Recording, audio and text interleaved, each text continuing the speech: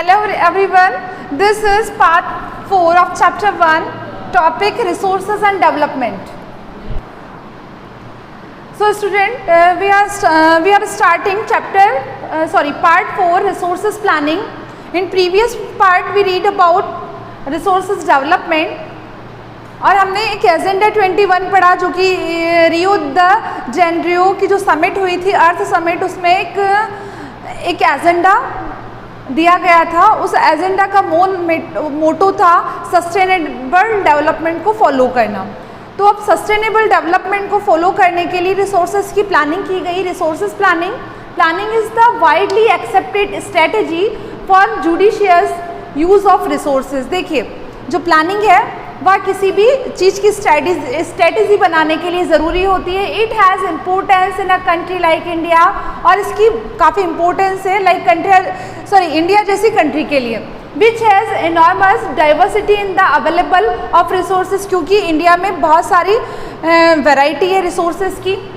There are regions which are rich in certain types of resources but are deficient in some other resources. जैसा कि आप जानते हैं कि किसी पर्टिकुलर रीजन में जो रिसोर्सेज पाए जाते हैं तो वह किसी दूसरे रीजन में नहीं पाए जाते, और जो दूसरे रीजन में रिसोर्सेज पाए जाते हैं वह अदर रीजन में नहीं पाए जाते हैं. There are some reasons which can be considered self-sufficient in terms of the availability of resources, and there are some reasons which have acute shortage of some vital resources. For example, the state of Jharkhand, Chhattisgarh, Madhya Pradesh are rich in minerals. जैसा कि आप जानते हैं कि Jharkhand, Chhattisgarh, Madhya Pradesh are rich in minerals, या minerals में rich and coal deposit भी यहाँ बहुत ज़्यादा होता है. Arunachal Pradesh has abundance of water. Arunachal Pradesh में वाटर की अबाउंडेंस है, वाटर बहुत ज़्यादा पाया जाता है. रिसोर्सेज बट लेकिन इंफ्रास्ट्रक्चर डेवलपमेंट. देखिए, इतने सारे सोर्सेज होने के बाद, चाहे वो माइनिंग में अबाउंडेंस हो, वाटर में अबाउंडेंस हो, लेकिन वहाँ पर क्या है, लैक ऑफ इंफ्रास्ट्रक्चर डेवलपमेंट. वहाँ पर इंफ्रास्ट्रक्चर डेवलपमेंट की कमी है. The state of Rajasthan is very well endowed with solar and wind energy but lack in water. Rajasthan में सोलर और विंड एनर्जी सफिशिएंट है, लेकिन यहाँ पर वाटर रिसोर्सेज कम है.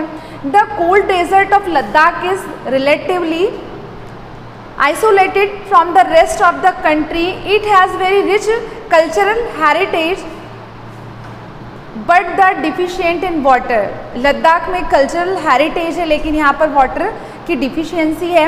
Infrastructure and some vital minerals. This call of balance resources planning at the nation, state, regional and local levels. तो देखिए, इस एग्जाम्पल के थ्रू हमें क्या पता चला कि सारे रिसोर्सेज एक पर्टिकुलर प्लेस पे या पर्टिकुलर स्टेट में नहीं पाए जाते. कहीं पर इनकी ये सफिशिएंट होते हैं तो कहीं पे इनकी डिफिशियंसी होती है. तो इसके लिए क्या करना होता है, रिसोर्सेज प्लानिंग करनी होती है. एट द नेशनल लेवल पर प्लानिंग करनी होगी, स्टेट लेवल पर और रीजनल लेवल पर भी, और लोकल एरियाज़ पर भी इसकी प्लानिंग करनी होगी.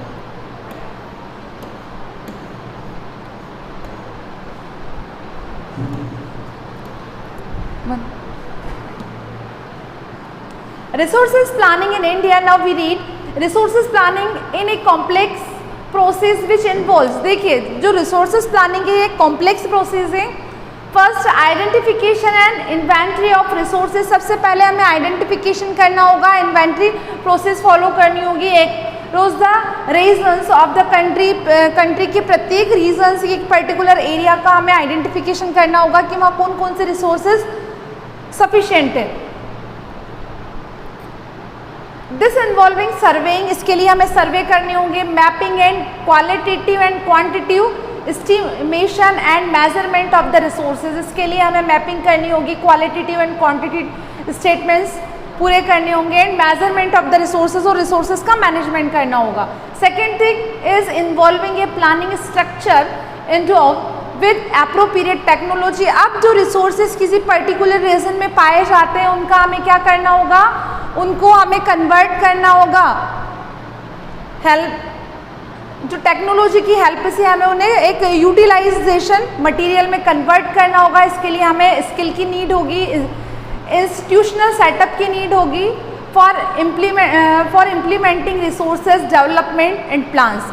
और रिसोर्सेज के डेवलपमेंट के लिए रिसोर्सेज की प्लानिंग के लिए हमें इंस्टीट्यूशनल सेटअप की नीड होगी। Third is matching the resources development plans with overall national development plans. Third point क्या है, किस पर हमें एम्फेसाइज करना होगा, मैचिंग द रिसोर्स डेवलपमेंट को प्लान को मैचिंग करना होगा with overall national development plan. जो ओवरऑल नेशनल डेवलपमेंट प्लान है उससे मैच करना होगा कि इंडिया के कौन से रीजन में कौन से रिसोर्सेज की कमी और कहाँ पर ये रिसोर्सेज बहुत ज़्यादा होते हैं, इन सबको मैचिंग करना होगा और फिर इनका डिस्ट्रीब्यूशन करना होगा।